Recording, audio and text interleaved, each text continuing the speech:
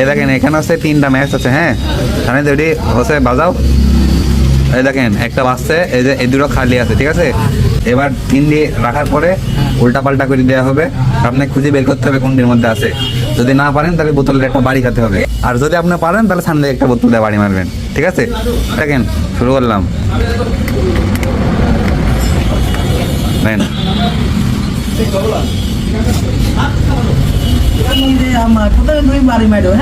না না ধুলেন তো আপনি, বাসছে না, মার বোতল দিয়ে বাড়ি মার।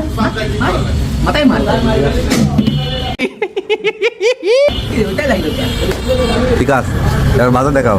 এই দেখেন বাসছে। হ্যাঁ, এবারে এবারে যে মিলা দিলাম, বলেন কোনটি আছে।